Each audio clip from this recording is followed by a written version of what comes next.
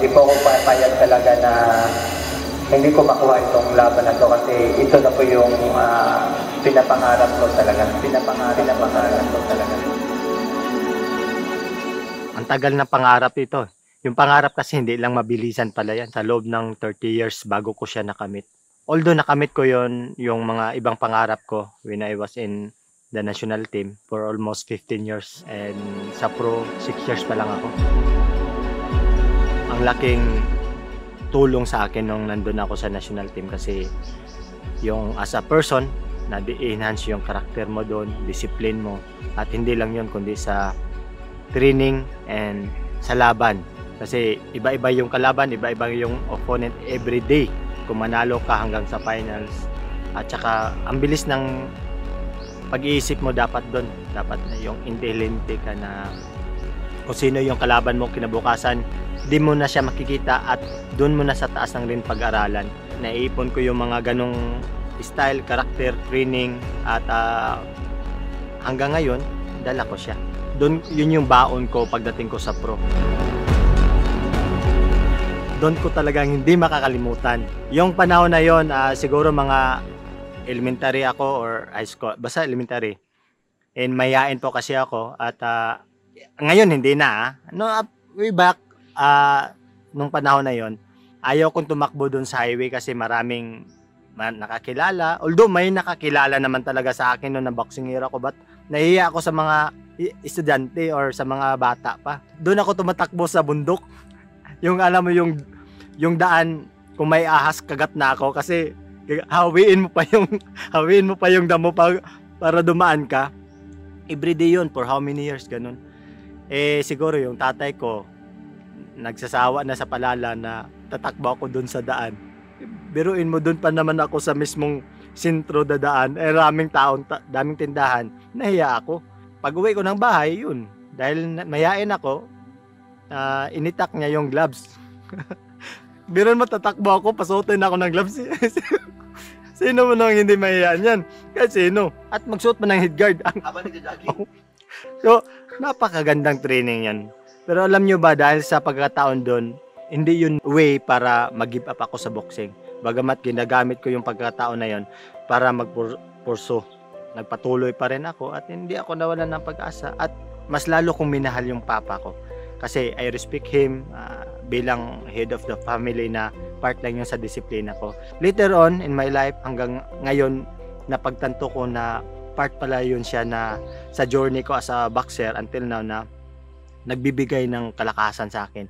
Pasalamat ako kasi binigyan ako ng isang gwapong ama, matipuno, masigasig at masipag at meron din goal sa sarili. Ang goal niya sa sarili niya para na sa akin na hindi siya naging boxing hero but binigay niya sa akin na ikaw yung magtuloy sa pangarap ko. Frustrated boxer. Although martial artist, ganyan, dami ding event nun. But because of him, nandito ako ngayon sa tulong suporta niya at higit sa lahat sa pagmamahal at panalangin niya sa akin everyday in my life.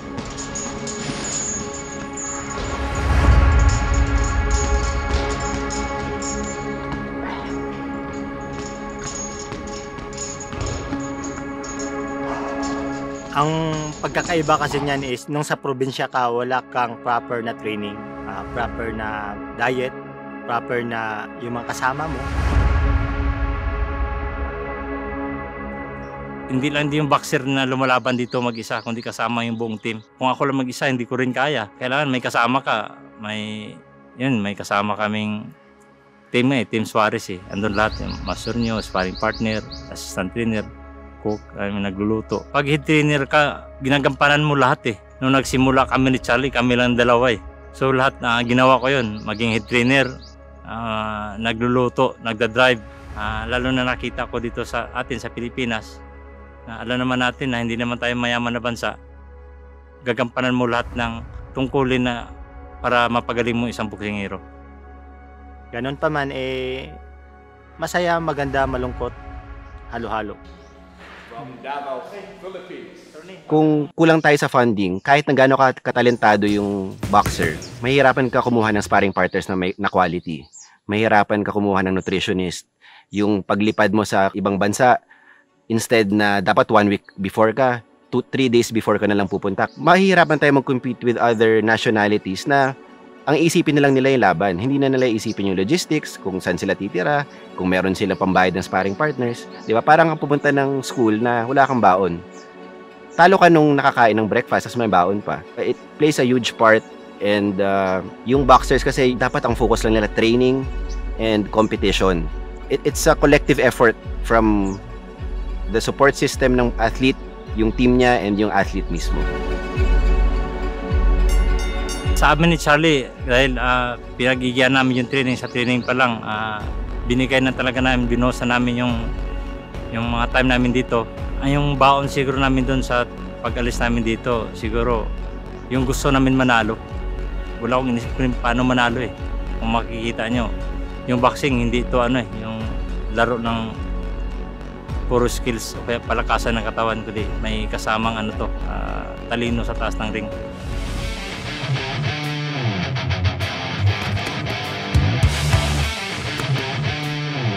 Nagsimula kami ni Coach Delphin Balls, 2 lang kami. At later on, nanalangin lang kami. Sabi ko, sana may gagamitin pa ng Panginoon para sa akin. Ginamit nga, wala nga kaming gym eh. Ang gym namin doon sa sa labas ng bahay ni Coach, minsan sa taas eh. Ang init eh. Si Coach hindi napawisan eh. Pati sapatos eh. Sa sobrang lamig. Hindi, ang init talaga. Later on, may naawa sa amin. Doon naman kami sa garage. Inayos namin, pinagano ni Coach, tapos doon kami nagtitraining. So, ang tanong dyan, what is the secret? Bakit ganun na-meet namin yon? Yun yung pinaka-key dun sa tanong nila. Ano yung sekreto? Ang sekreto po kasi yan is, kahit sa buhay natin, kapag wala tayong purity in our hearts, walang maawa. And still! Sa Philippines kasi, boxing is still viewed as a poor man's sport. Masakit man sabihin, pero kulang kasi yung funding. Nagkakaproblema lang dyan. Hindi lang actually boxers, even other athletes na Filipinos. Kung mapapansin natin, we only get the support after we win. But yung kailangan talaga ng mga athletes during the process, the struggle, because yun yung time na pinakakailangan nila yung financial support and yung opportunities. So sana pagkaroon ng panibagong trend through the help of new business owners and new entities that are willing to support yung boxers natin. Parang mga critics Kita-kita yung katawan mo dito. Kung hindi man manggagaling sa government, at least the private sector is chipping in. And I think yun yung nangyari dito kay Charlie Suarez. Kung mapansin natin, para siyang bayanihan eh. Everyone is chipping in, may contribution, iba't ibang industry, from politicians to construction to beauty products. So nakita natin kahit halo-halo siya, meron tayong isang goal. Meron tayong pinagkaiba sa negosyo, but itong mga tumutulong sa atin na partners, we have the same goal. It's to help itong si Charlie Suarez to prepare for his World Championship opportunity.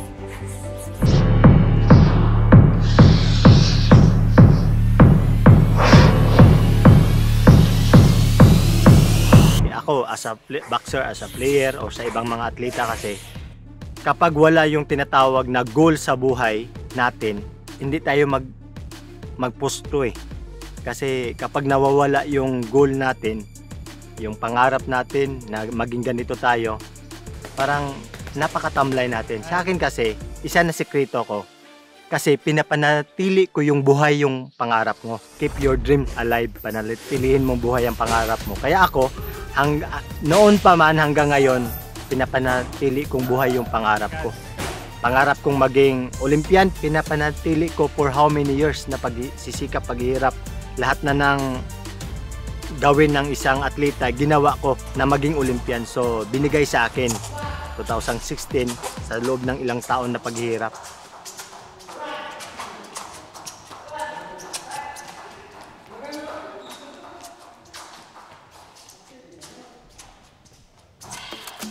Time!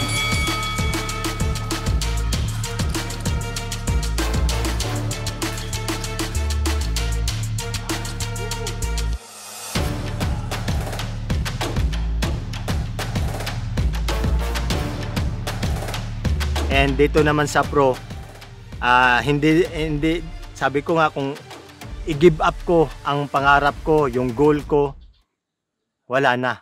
Ang pagiging atleta kasi napakalaking blessing sa akin. Maraming nagbago sa buhay ko at hindi lang sa buhay ko kundi sa karakter ko. Yun ang pinakamaganda.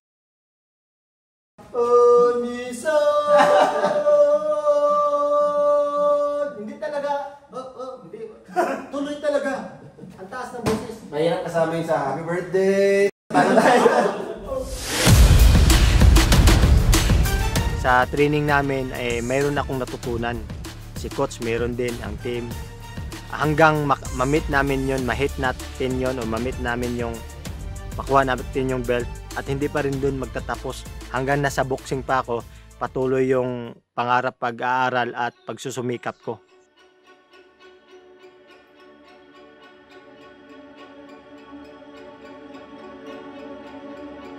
Kumbaga sa boxing career mo, sa buhay na bilang boxing hero, ito yung pinali na inaasam lahat ng mga boxing hero, makapaglaro ng world title, sa the same time makuha mo yung world title na laban. Napakalaga to sa bilang boxing hero. Bilang coach din, napakalaga sa akin dahil makikita mo kung paano yung pinaghirapan yung dalawa ni Charlie. Yung up and down na struggles. Maganda, pagod ka pero pag ganito na wala na, attorney. Yung takbo lang pagod pero tapos wala na 30 minutes yun, coach, no? 40. Kunin mo 40 minutes, balik-balik. Kasi itong world title hindi mo makukuha ng taon lang, kundi abutin ka sa amin ni Charlie 6 years bago itong world title. So napakalaking opportunity talaga to. Dahil ito na yung pinakadulo o pinali sa karir mo sa boxing. Malaking bagay yun maging isang champion yung isang boxing hero. So, ngayon, nandito na at buti sa loob ng 6 na taon na biniyaan at napagbigyan na makalaban ng world title fight against Emmanuel Navarrete. Yun yung pinaka highlights nga sa career ko. Ito yung pagiging yung makalaban ng World Championship at ito yung pinaka malaking dream sa buhay ko, pinaka malaking pangarap ko talaga ito. So dumating and pinaka challenging diyan, paano mo ma-balance, ma-enhance ang everyday in your life na mapanatili mo yun. Mahirap yun kasi kahit malakas ka ngayong araw, hindi natin alam bukas Ako, for me, I keep on praying na or God gave me strength every day in my life na masustain ko hanggang umabot dun sa laban at matapos. At hindi lang yun, sa susunod pa.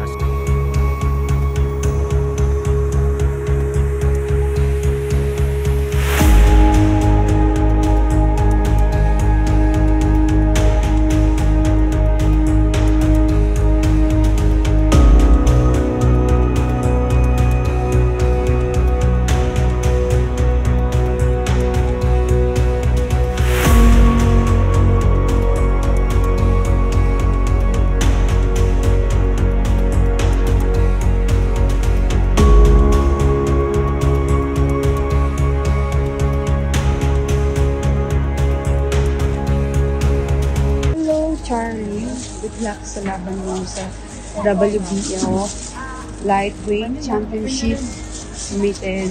God bless you. Good luck po sa darating na laban ni Charlie Suarez. Sana matagumpayan niyo po ang kanyang laban against Emmanuel Navarrete, yung WBO Junior Lightweight Champion. Sana magsama-sama tayo na suportahan natin ang laban ni Charlie Suarez.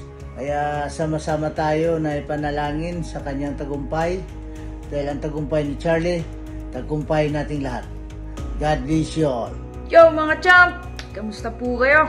Tara po at suportahan po natin siya sa lahat mga Pinoy na nandyan sa California po. Pakita niyo po yung suporta rin niyo at personally niyo po makita yung laban ni Charlie. So kaya Cha, good luck sa laban mo. At sa team mo, syempre, ingat ka lagi sa laban mo. Ngayon pa lang, saludo na ako sa iyo, Charlie. Gusto ko lang po magbigay ng mensahe para kay Kuya Charlie Suarez para sa paparating niyang laban ngayong May.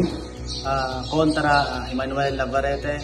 Kuya Cha, God bless sa laban mo. Alam ko ito na yung pinaka-hinihintay mong laban sa buong buhay mo, sa career mo, especially sa boxing career mo. Alam kong kayang-kaya mo yan. Nagtiwalang-tiwala ako sa'yo sa kakayahan mo. Tsaka unang-una dahil may faith ka kay Lord. Hello, Kuya Cha. Alam namin na kayang-kaya mo yan sa laban mo. Alam namin, puso mo, Kuya Cha. Team ka namin, ilang taon ka namin nakasama. Alam namin kung paano ka gumalaw, paano mo kakayanin yan. Kasi saksi kami sa sipag ng training mo, sa determination mo sa sarili mo rin, na kaya mo talaga manalo niyan. Alamin ni Kuya Cha na kayang-kaya mo yan. The pride of Saro and true champion Charlie Suarez as you step into the ring this May 10 for the WBO Junior Lightweight Championship. You know that your Saro family stands with you, proud and inspired. You carry more than just a dream. You carry the spirit of every vision, every sacrifice. Mabuhay ka, Charlie Suarez! Itaas mo ang bandila ng Saro, ng Philippine Army at ng Pilipinas. Good luck, champ! We believe in you! Alright, let's go! Let's go, Charlie. Kayang-kaya mo yan. Laban, Kuya Cha. God bless, Kuya Cha. Kaya natin to. Laban Pilipinas.